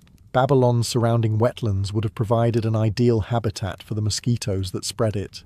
Another possibility is typhoid fever. This theory has gained considerable support among some scholars. Typhoid can produce prolonged fever, severe weakness, abdominal symptoms, and a slow deterioration remarkably similar to what ancient sources describe. Unlike poison theories, typhoid does not require secret plots. It merely requires contaminated food or water. Unfortunately, ancient cities provided plenty of both. Other researchers have suggested diseases such as West Nile fever, pneumonia, or various infections that can no longer be identified with certainty. The problem is obvious. No medical records survive. No body remains available for examination. Everything depends on ancient descriptions written by authors who were not doctors, and who sometimes disagreed with one another. It is a little like trying to solve a murder mystery after someone has burned most of the evidence and scattered the remaining pieces across 2,000 years. Still, the disease theory explains several crucial details: the prolonged fever, the gradual worsening, the fact that Alexander remained conscious for much of the illness, the absence of dramatic symptoms associated with many poisons. Most importantly, disease explains something historians sometimes forget. Alexander was human. History often portrays him as a larger-than-life figure, a conqueror, a military genius, a man who seemed unstoppable. But disease does not care about military genius. It does not care about empires. It does not care how many battles you have won. A microscopic organism can accomplish what entire armies cannot. And if that is what happened in Babylon, then Alexander the Great may have met the same fate as countless ordinary people whose names history never bothered to record. If Alexander's life created legends, his death created even more. And perhaps the strangest legend of all began after he was already dead. According to several ancient accounts, Alexander's body did something remarkable. It refused to decay. For days after his death, observers reportedly noted that his corpse showed little or no visible signs of decomposition. In the scorching heat of Babylon, where bodies normally deteriorated quickly, this seemed extraordinary. To many of his followers, it appeared to be proof of something they already wanted to believe. Alexander was not merely a king, he was divine, or at least partly divine. Throughout his life, Alexander had encouraged associations between himself and the gods. In Egypt, he had visited the oracle of Ammon, where he was linked to divine ancestry. Across his empire, stories circulated portraying him as more than an ordinary man. A body untouched by decay seemed like powerful evidence. The legend spread, and the myth grew. Yet modern scholars approached the story with caution. Ancient writers loved dramatic details. They understood that remarkable events made memorable stories. A conqueror whose corpse remained untouched by decay sounds far more impressive than a conqueror whose body behaved normally. Still, some researchers have proposed interesting explanations. One possibility is that Alexander was not actually dead when people first believed he was. That idea sounds shocking, but it is based on a real medical phenomenon. Certain illnesses can cause extreme weakness, shallow breathing, and near-complete paralysis. In rare cases, a person may appear dead while still technically alive. Without modern medical equipment, distinguishing between life and death could be surprisingly difficult. A few modern theories suggest Alexander may have suffered from a neurological disorder, such as Guillain-Barré syndrome, which can gradually paralyze the body while leaving the mind aware. If such a condition occurred, observers might have mistaken profound paralysis for death. It is an unsettling possibility. Imagine the greatest conqueror in history unable to move, unable to speak, fully conscious while those around him believed he was already gone. Most historians remain skeptical. The evidence is simply too limited. But the theory demonstrates how mysterious Alexander's final days remain. Even after centuries of study, scholars continue proposing new explanations. Meanwhile, Alexander's body became almost as important as his empire, because once he was truly dead, another question emerged. Who would inherit his kingdom? The answer, as it turned out, was nobody, at least not peacefully, and the struggle that followed would plunge Alexander's empire into decades of bloodshed, betrayal, and war. Alexander's death created a problem almost as extraordinary as his life. He had conquered the largest empire the ancient world had ever seen, but he had failed to solve one simple question. Who comes next? As the fever finally claimed him in Babylon, his generals gathered around the dying king. According to ancient accounts, someone asked who should inherit the empire. The answer Alexander supposedly gave became legendary. To the strongest. Whether he actually said those words remains uncertain. The consequences, however, were very real.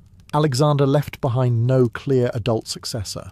His half-brother, Aridaeus, suffered from mental and physical limitations that made independent rule difficult. Meanwhile, Alexander's wife Roxana was pregnant, but her child had not yet been born. The greatest empire on earth suddenly had no obvious ruler. It was a disaster waiting to happen. At first, Alexander's generals attempted cooperation, at least officially. Meetings were held. Agreements were drafted. Positions were assigned. The empire was divided into administrative regions governed by trusted commanders. On paper, everything appeared orderly.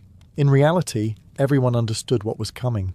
These men had spent years helping Alexander conquer kingdoms.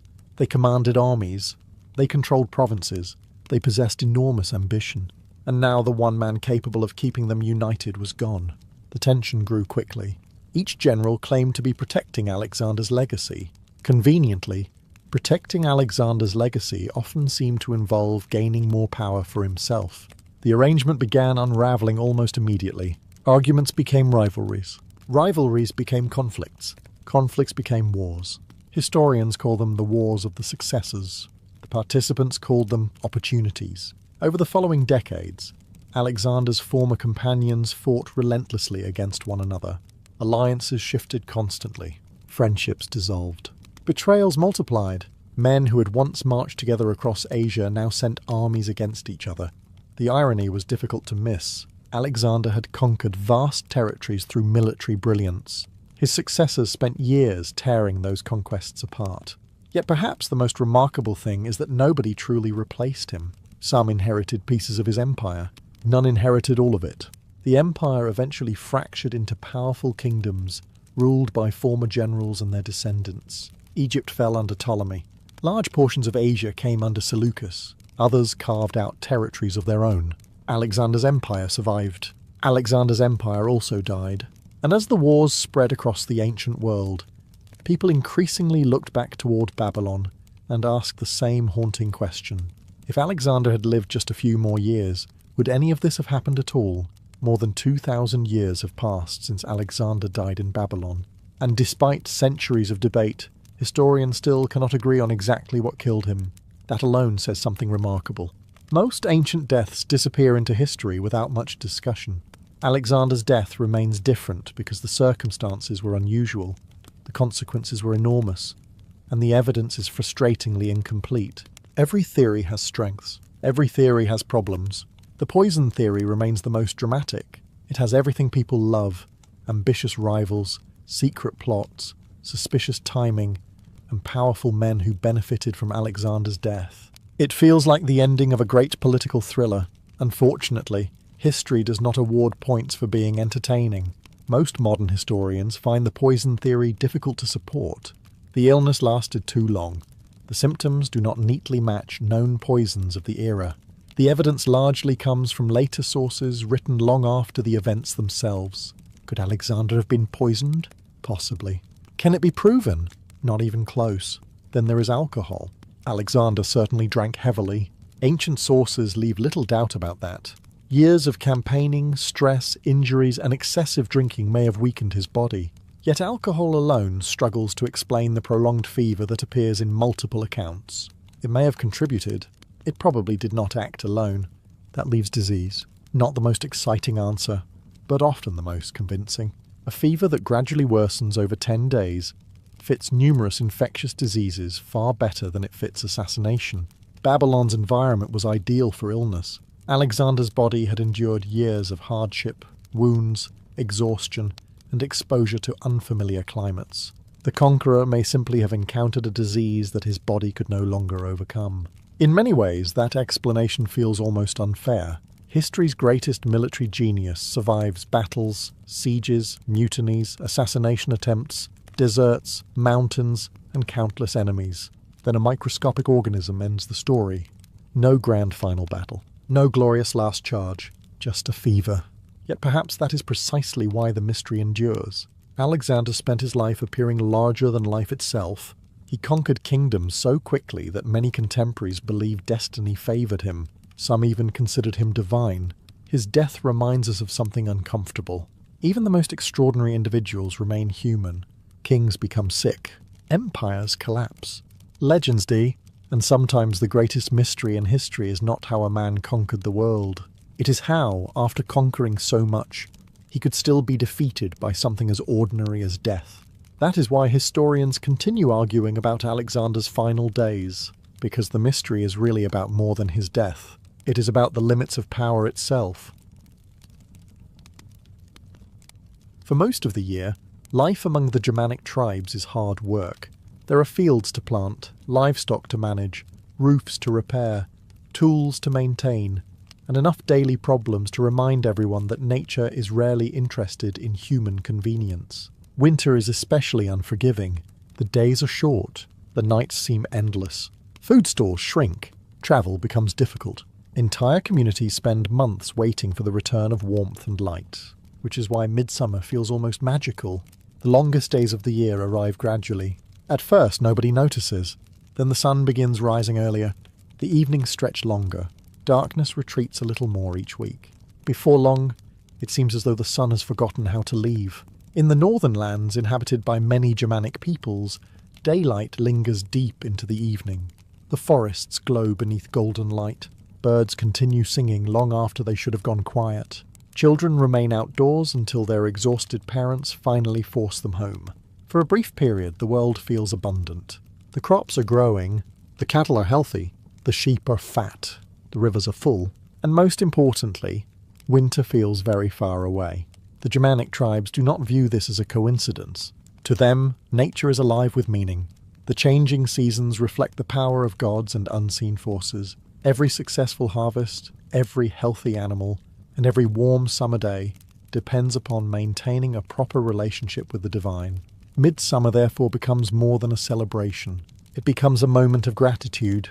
Across forests, valleys, and open plains, preparations begin weeks in advance. Villages discuss gathering places. Families save food for upcoming feasts.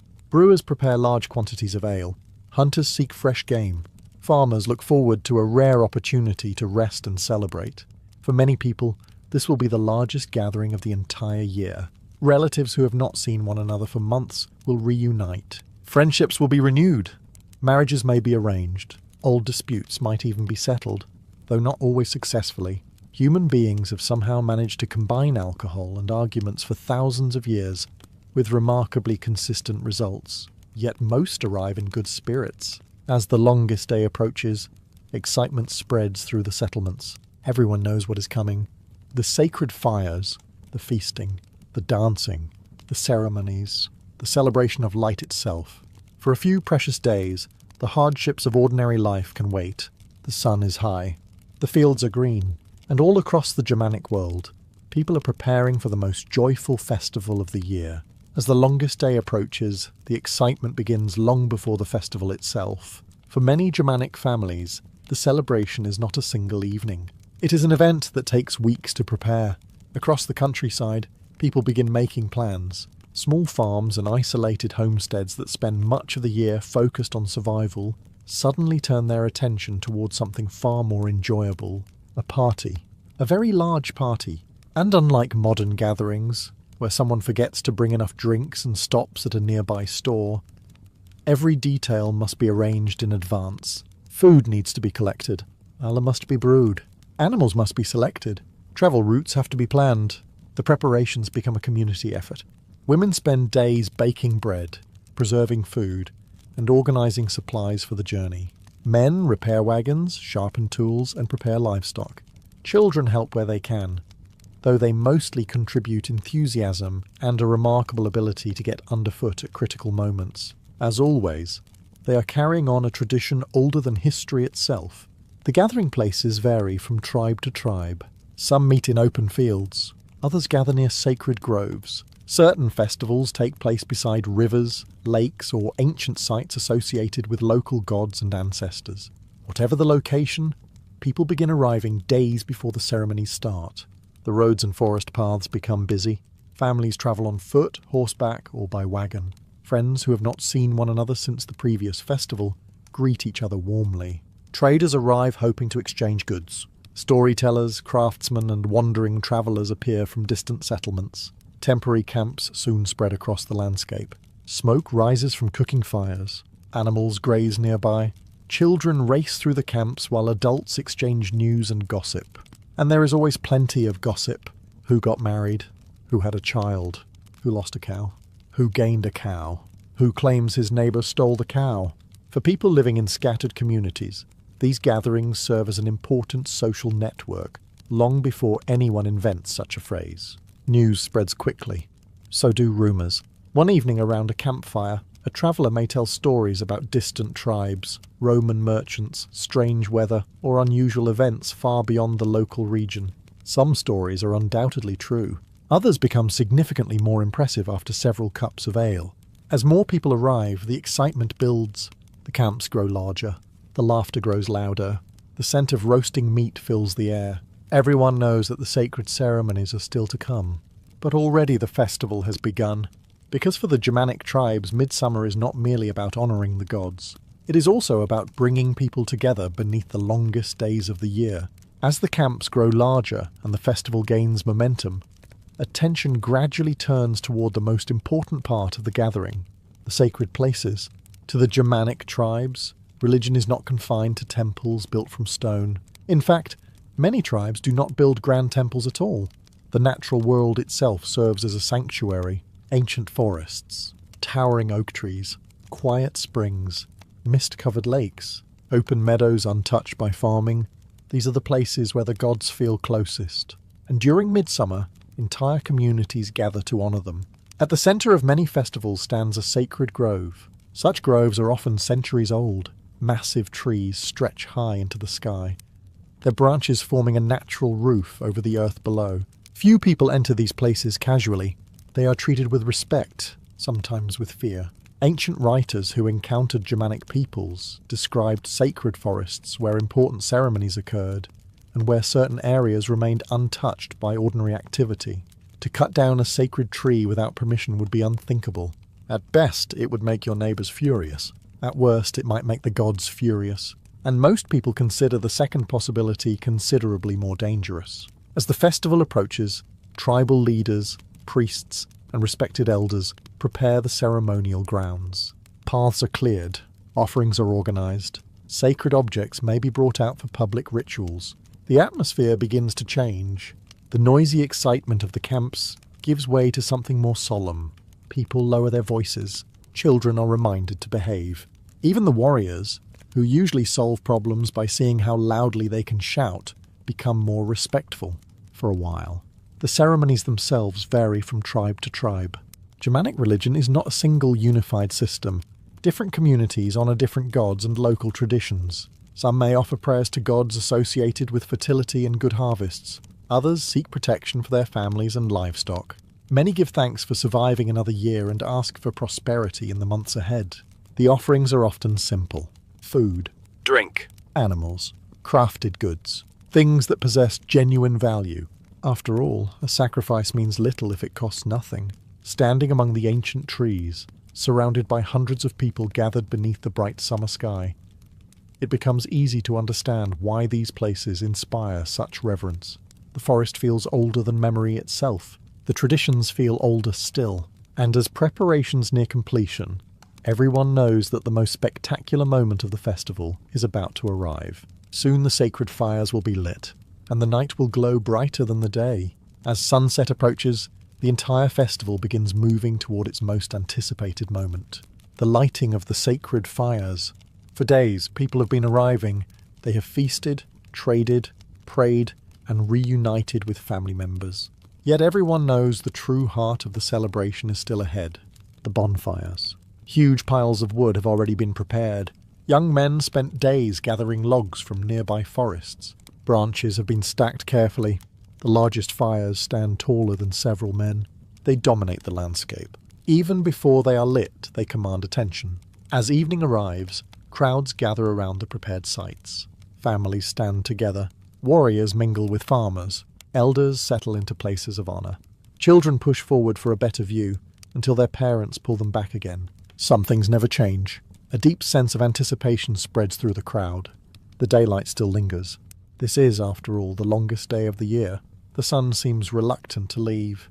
Eventually, ceremonial leaders step forward. Prayers are spoken. Offerings are made. Voices rise toward the sky. Then the first flame appears. At first it is small, almost unimpressive. A single spark dancing against the growing darkness. Then the fire catches. The dry wood crackles. Flames begin climbing upward. Within moments the entire structure erupts into brilliant light. The crowd cheers. More fires follow. One after another, great bonfires ignite across the gathering grounds. The effect is breathtaking. Golden flames roar into the night sky. Sparks drift upward like swarms of glowing stars. Thick smoke rises above the treetops. Faces flicker in the firelight. For the Germanic tribes, these fires are far more than decoration. Fire represents protection, purification, life, the strength of the sun itself. Many believe the flames possess special power during midsummer. Some walk around the fires for good fortune. Others carry burning torches back to their homes, believing the sacred flame will bring blessings and protection during the coming year. Certain communities even drive livestock near the fires or between smaller bonfires. The animals probably have mixed feelings about this tradition.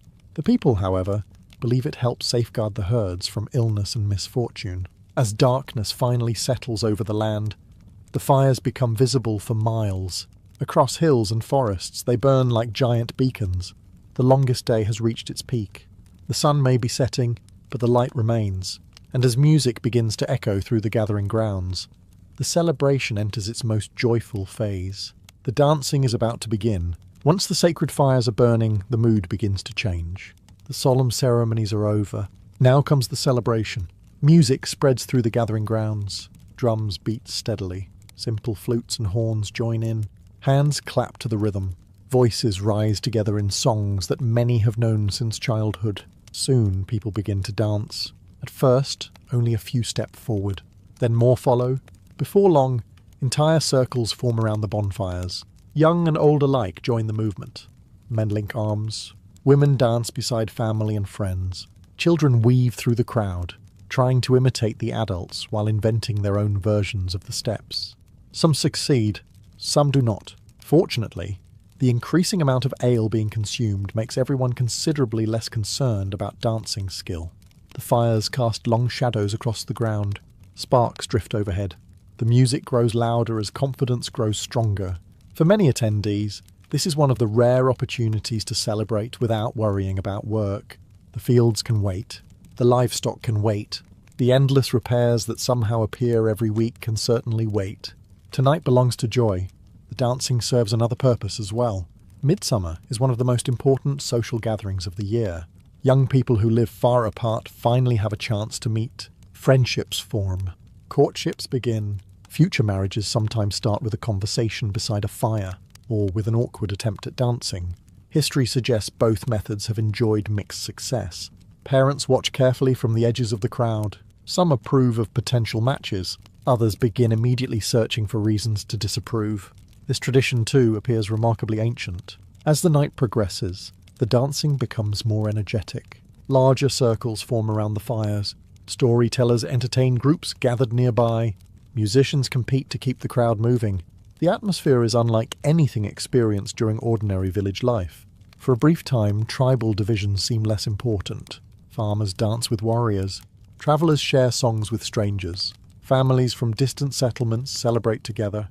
The entire gathering becomes a living reminder that they belong to something larger than their individual households. And perhaps that is part of the festival's true purpose. Not merely honouring the gods, not merely celebrating the sun, but strengthening the bonds that hold the community together. As midnight approaches, the fires continue blazing against the darkness. The music carries across the fields. The laughter grows louder, And nobody seems particularly interested in sleeping. After all, the shortest night of the year comes only once. Eventually, even the most enthusiastic dancers need food. Fortunately, the Germanic tribes have planned for this possibility extensively. Midsummer feasts are among the largest meals many people will enjoy all year. Months of preparation have gone into ensuring that enough food exists to feed hundreds, sometimes thousands of attendees. The timing is perfect. The harsh months of winter are long gone. Fresh resources are becoming available again. Livestock are healthy. Game is plentiful. Fishing has been productive. Food stores remain reasonably full. For a brief moment, nature is being unusually cooperative. The feast begins around the great fires. Long wooden tables are covered with food. In many places, there are not enough tables at all, and people simply gather in large groups around cooking areas. No one seems particularly bothered. The food itself varies from tribe to tribe, but certain staples appear everywhere. Roasted pork, beef, mutton, fresh bread, cheese, fish from nearby rivers and lakes, wild berries gathered from forests, honey used to sweeten dishes and drinks. The smell alone is enough to make travellers hungry from several villages away. Large spits turn slowly over open flames. Fat crackles as meat roasts. Cooks move constantly between fires, trying to keep up with demand. Meanwhile, barrels of ale and mead begin disappearing at an impressive rate. A truly impressive rate. One might even call it historically concerning. Fortunately, most participants consider this a feature rather than a problem. Drinking occupies an important role during the celebration. Toasts are offered to the gods, ancestors, tribal leaders, successful harvests, and occasionally to things that become increasingly difficult to identify as the evening progresses. As food and drink circulate, conversation flows freely. Stories are exchanged. Old adventures become slightly more heroic with each retelling. Hunting trips become more dangerous. Enemies become more numerous. Fish become substantially larger. The fish, in particular, appear to benefit greatly from the passing of time. The feast also serves an important social purpose. Disputes can be settled. Agreements can be made. Trade arrangements are discussed. Families strengthen relationships through shared meals. In a world where survival often depends upon cooperation, eating together reinforces the bonds that keep communities functioning. As the hours pass, the atmosphere becomes warmer and more relaxed. The sacred fires continue burning. The music drifts through the night. Laughter echoes across the gathering grounds. For a few precious hours, worries about winter work and hardship seem distant. The tribe has food, the tribe has light, and the tribe has each other. By the time the feasting reaches its height, another tradition begins to emerge. Competition. After all, gathering hundreds of Germanic tribesmen in one place, feeding them enormous quantities of roasted meat and ale, and then expecting them to quietly sit around discussing philosophy would be wildly unrealistic. Someone is eventually going to suggest a contest, usually several. The first competitions are often simple displays of strength. Large stones are lifted, heavy logs are carried, young warriors challenge one another to wrestling matches. Crowds quickly form around the competitors. Cheers erupt whenever someone accomplishes an impressive feat. Friendly insults fly freely between rival villages, mostly friendly. Most of the time, wrestling is especially popular. Two opponents step into a cleared space while spectators form a circle around them. Victory comes through skill, strength, and balance rather than serious injury. The goal is to prove yourself, not to accidentally eliminate a future trading partner, though some participants occasionally require reminders of this principle. Elsewhere, contests of speed and endurance take place. Young men race across fields. Hunters compare their archery skills. Spear-throwing competitions attract large crowds. Every successful throw earns admiration. Every unsuccessful throw earns laughter. Germanic audiences appear to have possessed a healthy appreciation for both outcomes. The competitions are not limited to warriors. Storytelling contests occur around campfires. Skilled musicians perform for gathered audiences. Poets and singers compete to entertain listeners with tales of heroes, gods, and legendary ancestors. In a culture where history is often passed down orally, a talented storyteller can earn almost as much respect as a talented fighter, sometimes more. After all, not everyone can defeat an enemy in battle, but everyone enjoys a good story. The games also provide an opportunity for young people to build reputations. A strong performance in front of the assembled tribes can attract attention from leaders, potential allies, and even prospective marriage partners. Suddenly, lifting that large stone becomes slightly more important. As the day continues, victories are celebrated, and defeats are endured with varying degrees of dignity. Some competitors accept defeat gracefully. Others immediately begin explaining how they would have won, if not for the sun, the ground, their sandals, or some other conveniently available excuse. Human nature remains wonderfully consistent. Yet beneath the laughter and rivalry lies something deeper. These competitions strengthen the community. They reward skill. They encourage excellence.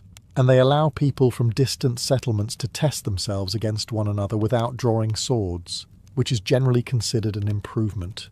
As evening approaches once again, attention begins turning back toward the sacred fires, because the most spiritual part of the festival is still ahead. As the competitions wind down and the excitement begins to settle, the festival turns once more toward the sacred. The fires are still burning, the stars are beginning to appear overhead, and now comes the moment when many participants reflect on why they gathered in the first place. For the Germanic tribes, midsummer is not simply a celebration of good weather and full stomachs. It is a sacred occasion, a time to honour the powers believed to govern the world around them. Throughout the gathering grounds, people approach the holy places prepared earlier. Some carry food, others bring crafted objects, valuable tools, jewellery, or portions of their harvest. These offerings represent gratitude and hope. A farmer may ask for healthy crops, a shepherd may pray for strong livestock, a warrior may seek protection in future battles, parents may ask for the safety of their children. In a world filled with uncertainty, divine favour is considered a valuable thing to possess. The ceremonies vary from tribe to tribe.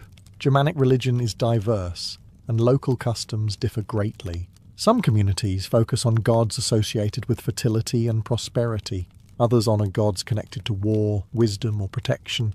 Many also remember their ancestors. This is an important part of the festival. The dead are not forgotten. Families speak the names of relatives who have passed away. Stories are shared around the fires. Elders recount the deeds of parents, grandparents, and heroes from generations past. For a brief moment, it feels as though the living and the dead are participating in the same celebration. The ancestors remain part of the community, just unseen. As darkness deepens, the atmosphere becomes quieter. The loud laughter from earlier gives way to reflection. People watch the flames dance against the night sky. Some sit silently. Others pray. Children listen to stories they have heard many times before but never seem to tire of. The fires crackle steadily. The forest surrounds the gathering. The stars shine overhead. In moments like these, it is easy to understand why such festivals remained important for centuries. They provide more than entertainment. They provide meaning. They connect people to their gods, their families, their traditions, and their history. And perhaps most importantly, they remind everyone that they are part of something larger than themselves. As the sacred rituals conclude, the fires continue to burn through the night. But dawn is approaching, and with it comes the final chapter of the midsummer celebration. Eventually, even the longest day must end. The fires that blaze through the night begin to shrink. The music grows quieter. The laughter becomes less frequent. One by one, exhausted festival goers drift toward their camps or settle beside the fading embers. For many, sleep comes only briefly, because dawn itself is part of the celebration. As the eastern horizon begins to brighten, people gather once more to witness the rising sun. The moment carries deep symbolism. Midsummer marks the peak of the sun's power, the longest day of the year, but it also marks a turning point. From this day forward, however gradually, the daylight will begin to shorten. The sun has reached its highest point. Now its long journey toward winter begins. The Germanic tribes understand this better than anyone. Living close to nature means paying attention to such changes. They know that today's abundance will not last forever. The green fields will eventually be harvested. Autumn will arrive. Winter will return. It always does. That knowledge gives the festival an unusual mixture of joy and melancholy. The people celebrate because life is good. They celebrate because they know it will not always remain so. As the sun rises above the forests and hills, final ceremonies take place. Some participants offer one last prayer.